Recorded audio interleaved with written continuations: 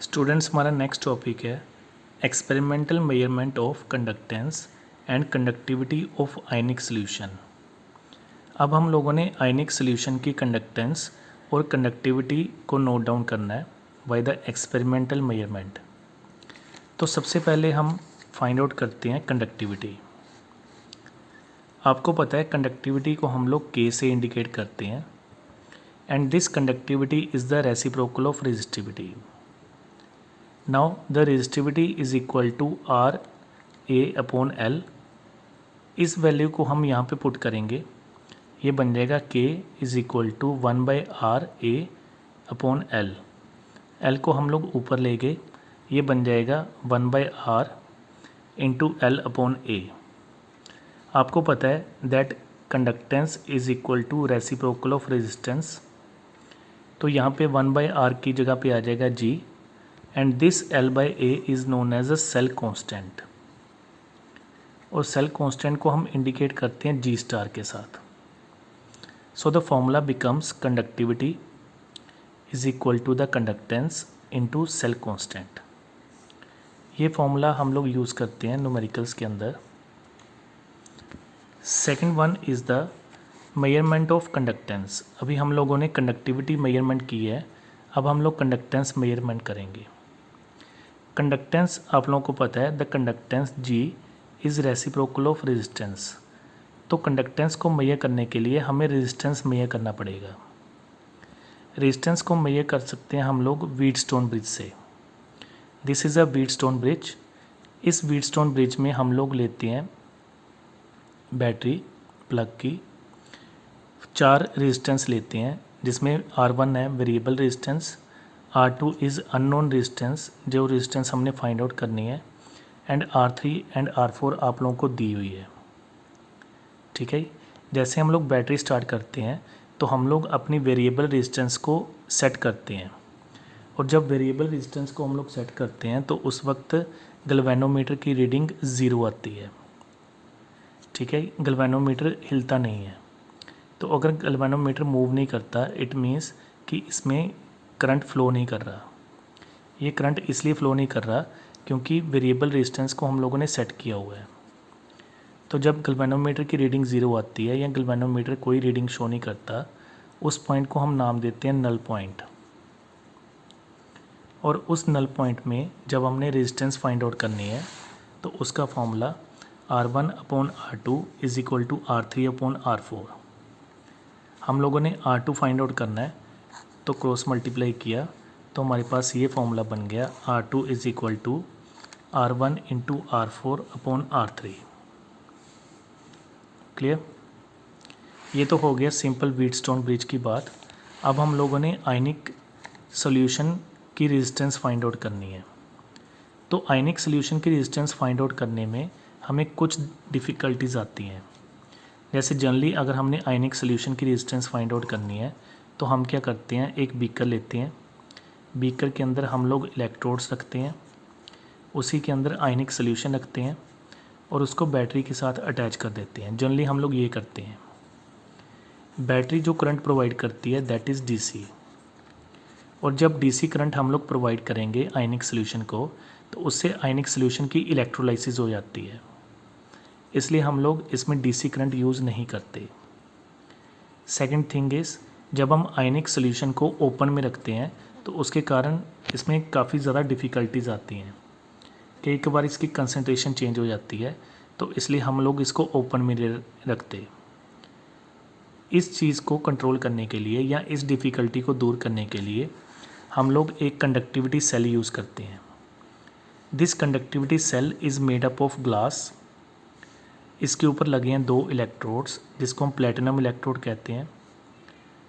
इसके साथ हम लोगों ने वायर अटैच की है और ये वायर हमें AC करंट सप्लाई करती है। तो इसी के अंदर हम लोग आयनिक सॉल्यूशन को रखते हैं। हमने जो दोनों डिफ़िकल्टीज़ आ रही थी उसको दूर किया। कैसे? पहले हमने एक कंडक्टिविटी सेल लिया जो क्लोज था, उसके अंदर 2 इलेक्ट्रोड रखे प्लेटिनम जो कि इनर्ट थे, और इसी के अंदर हमने आयनिक सॉल्यूशन रखा और इसको हमने वायर के साथ अटैच कर दिया, और ये वायर्स हमें AC करंट प्रोवाइड करती हैं। तो इस कंडक्टिविटी सेल को हम लोगों ने अटैच किया हम लोगों ने बीटस्टोन ब्रिज के साथ। अब यहाँ पे इसका डायग्राम नहीं बन सकता, आपके एनसीईआरटी बुक में बना हुआ है, तो आप लोग देख सकते हैं कि हम लोग कंडक्टिविटी सेल को बीटस्टोन ब्रिज के साथ अटैच कर देते हैं, तो उसके कारण उससे हम लोग अननोन रेजिस्टेंस को फाइंड आउट कर सकते हैं। हमने अननोन रेजिस्टेंस किसकी फाइंड आउट की? आयनिक सोल्यूशन की। So that is the method by which we can find the resistance of a unknown solution. और जैसे हमें रेजिस्टेंस मिल गई तो हम कंडक्टेंस का फॉर्मूला लगा सकते हैं, that is reciprocal of resistance, और जो भी रेजिस्टेंस की वैल्यू आएगी उसका रेसिप्रोकल करेंगे और हमारे पास कंडक्टेंस की वैल्यू आ जाएगी। क्लियर? अभी तक हमने जो फॉर्मूले पढ़े हैं उसके बेस पे हमने न्यूमेरिकल्स करने हैं।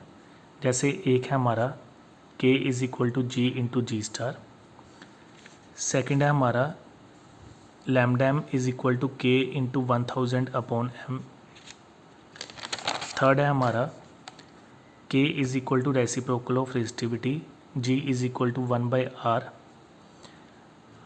रो is equal to RA upon L and V is equal to IR। तो इनके बेसिस पे हम लोगों ने अब न्यूमेरिकल्स करने हैं। सबसे पहला न्यूमेरिकल देखिए, the resistance of conductivity cell containing 0.001 molar KCl solution. इसमें हमें मोलैरिटी दी गई है 0.001 molar at 298 kelvin is 1500 ohm. Ohm किसकी यूनिट है? रेजिस्टेंस की। कहता है what is the cell constant? Cell constant means G star निकालना है। If the conductivity of KCl solution is 0.146 into 10⁻³ हमें कंडक्टिविटी दी हुई है K, दैट इज़ 0.146 इंटू 10⁻³ अब यहाँ पे हम लोग फॉर्मूला यूज़ करेंगे, conductivity is equal to G into G star. ठीक है, आपको पता है कि G किसके बराबर होता है? 1/R के। तो यहाँ पे हम वैल्यू पुट करेंगे 1/R इंटू जी स्टार। ठीक है, K आपकी वैल्यू दी गई है 0.146 into 10⁻³ that is equal to 1/1500 into G star. इसको हम यहाँ पे ले जाएंगे और हमारी वैल्यू आ जाएगी जी स्टार की। जी स्टार इज़ सेल कांस्टेंट और सेल कांस्टेंट की यूनिट होती है centimetre inverse. Clear? Second numerical देखिए, कहता है the conductivity of 0.20 molar KCl, molarity आपको दी गई है 0.20 मोलर, सोल्यूशन इज़ 0.025 साइमन पर सेंटीमीटर। ये आपको दी गई है कंडक्टिविटी 0.025 साइमन पर सेंटीमीटर। आपने इसमें निकालनी है मोलर कंडक्टिविटी। तो मोलर कंडक्टिविटी का formula K into 1000 upon M। K आपको दी गई है 0.025 इंटू 1000 अपॉन 0.20। इसको कैलकुलेट करके आपका जो भी आंसर आएगा उसकी यूनिट होगी Simon centimetre square per mole. Clear? Third question देखिए, थर्ड क्वेश्चन कहता है 0.05 मोलर NaOH सोल्यूशन। आपको मोलैरिटी दी गई है 0.05 molar, offered resistance of 31.6 ohm, resistance दी गई है 31.6 ohm. If the area of the plate of the connectivity is 3.8, area आपको दिया गया है 3.8 centimetre square and the distance between them is 1.4, length आपको दी गई है 1.4 centimetre. Then calculate the molar conductivity of NaOH solution. आपने मोलर कंडक्टिविटी निकालनी है। अब मोलर कंडक्टिविटी का आपके पास एक ही फॉर्मूला है, that K into 1000 upon M। M तो आपको दिया गया है, आप लोगों ने क्या निकालना है? K। तो K निकालने के लिए आपके पास है R L अपॉन A। तो यहाँ पे K का फॉर्मूला लगेगा G into G star, G का फॉर्मूला 1/R, जी स्टार का फॉर्मूला L/A। तो ये R आ गया आपका 31.6 इंटू लेंथ आ गई 1.4, एरिया आ गया 3.8। तो यहाँ पे आपकी कंडक्टिविटी निकल आएगी जो भी आपकी वैल्यू आएगी कंडक्टिविटी की उसको आप लोग इस फॉर्मूले में पुट करोगे, या जैसे आप लोग ऐसे लिख लो 31.6 into 1.4 over 3.8 into 1000 divided by molarity है 0.05। जो आपका आंसर आएगा that is siemens centimetre square per mole. Clear. Fourth numerical देखिए। फोर्थ न्यूमेरिकल कहता है a conductivity cell when filled with 0.01 molar KCl। इसमें मोलैरिटी आपको दी गई है 0.01 molar, has a resistance of 745 ohm. Resistance आपको दिया गया 745 ओम। ठीक है। अब मोलैरिटी आपको मोलैरिटी दी गई है, रेजिस्टेंस दी गई है। उसके बाद कहता है when the same cell was filled with the aqua solution. ये तो अलग आ गई चीज़। ठीक है।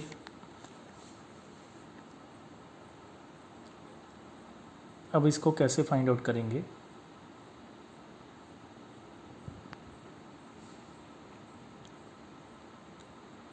सबसे पहले आप लोगों को इस क्वेश्चन के अंदर अच्छा एक चीज़ और उसने दी हुई है, conductivity of 0.01 molar KCl that is equal to 0.141। आपको इसमें कंडक्टिविटी भी दी गई है 0.01 मोलर सोल्यूशन की, दैट इज़ 0.141। तो आपको कंडक्टिविटी दी गई है, रेजिस्टेंस दिया हुआ है। आप पहले इसमें सेल कांस्टेंट निकाल सकते हैं। कंडक्टिविटी है 0.141, G is equal to 1/R into G star, and this G star is equal to 0.141 into 745। ये आपका आंसर आ जाएगा 105। G स्टार आपका आ गया 105। नाउ आपने फाइंड आउट करनी है कंडक्टिविटी।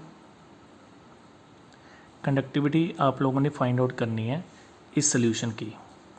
अब नेक्स्ट वाले में आपकी मोलैरिटी कितनी है 0.005 मोलर।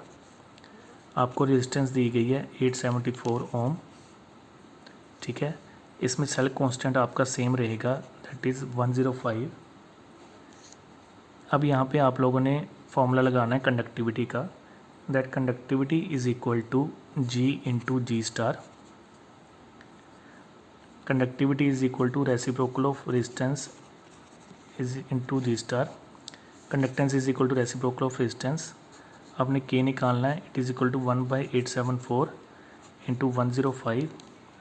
जो आंसर आपका आएगा that is K conductivity. Second आपने निकालनी है मोलर कंडक्टिविटी। तो मोलर कंडक्टिविटी का formula K into 1000/m। K आपका यहाँ से निकल आएगा इंटू 1000, और मोलैरिटी आपको दी गई है 0.005। ठीक है। इसको कैलकुलेट करके आपका जो भी आंसर आएगा उसकी यूनिट आएगी Simon centimetre square mole inverse. Clear बेटा। नेक्स्ट न्यूमेरिकल देखिए। नेक्स्ट न्यूमेरिकल आपने खुद करना है, इसकी मैं आपको हिंट दे देता हूँ। इसमें गिवन क्या है, ए पोटेंशियल डिफरेंस। आपको पोटेंशियल डिफरेंस दिया गया 20 volt across the end of the column of 0.1 molar. आपको मोलैरिटी दी गई है 0.1 मोलर, 4 सेंटीमीटर इन डायमीटर। आपको डायमीटर दिया गया 4 सेंटीमीटर।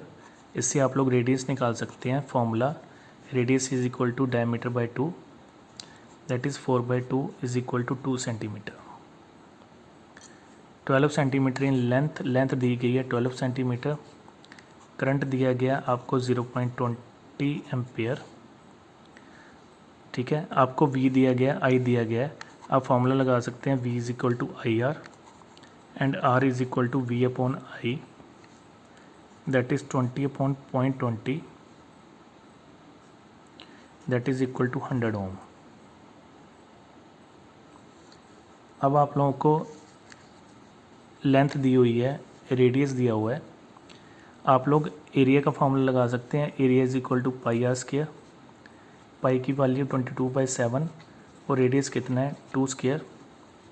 यहाँ से आप लोग एरिया निकाल सकते हैं। अब आप लोग कंडक्टिविटी निकाल सकते हैं, formula G into G star, G is equal to 1/r, G star is equal to L/A। Resistance आप लोगों की निकल गई है यहाँ से 100, लेंथ आपकी 12, एरिया आपका यहाँ से निकल आएगा, तो यहाँ पे आपकी कंडक्टिविटी निकल आएगी। एंड सेकंड मोलर कंडक्टिविटी आप लोगों ने निकालनी है, K into 1000 upon C। K कितना आप लोगों का, जो यहाँ से वैल्यू आएगी, इंटू 1000 अपॉन कंसनट्रेशन कितनी है या मोलैरिटी कितनी है, 0.1। तो आपका जो भी आंसर आएगा उसकी यूनिट होगी Simon centimetre square mole inverse. Clear?